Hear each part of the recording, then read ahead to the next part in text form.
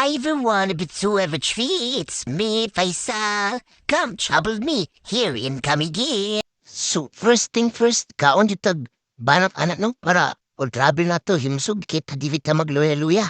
So, diha, nyo kita, o diha aura, paglaban, kana, diha, sige.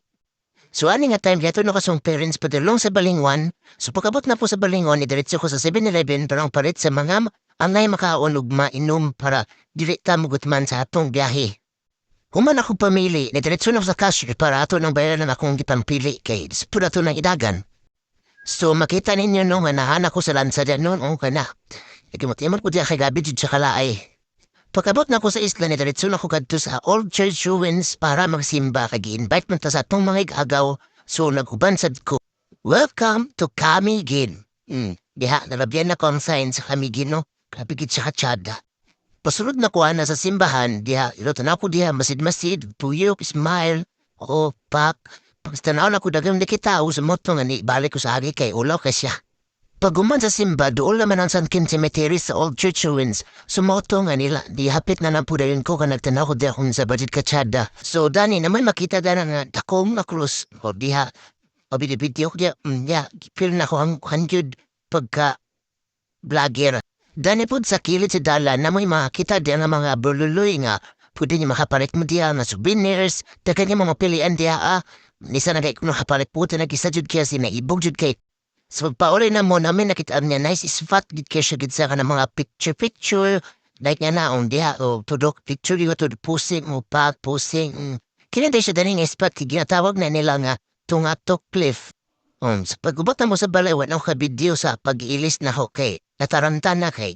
Udto na siya. Ipaigilaad mong good na sa angkol sa Katibawasan Falls. Pagabot sa Katibawasan, gabi ko siya akin kay. As in, first time gid na ko siya nakita in person nga. Gabi gid siya kataas nga waterfalls gyud.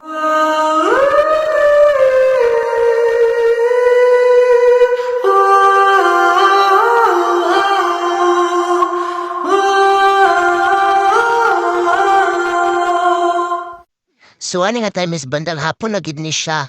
So, nalimot og video sa pagpauli o nagikan sa Katibawasan o pag-ilis ana. So, kanin dahil among pag-drive na ko sa motor patugbong di na sa highway kay magsugod sa panahad patulong sa walkway to the old volcano.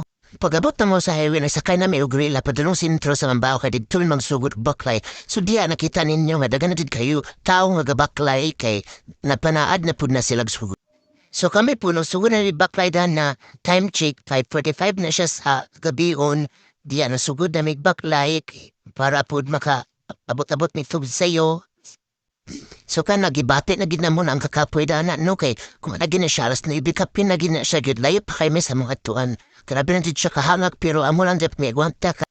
Dani nga tayong kadlaw na gina siya patugbong na may, so makita na yung may imahin diya sa ni Jesus, dirang gidakot na mga kandila na pinagpo. Ug makita sa ninyo nga, kami nga patugbong nga rapoy patungas nga kuan so nagpay ubay kayo ang mga tao jud no nga mga bisita nga nanungas gid sa walkway to the old volcano.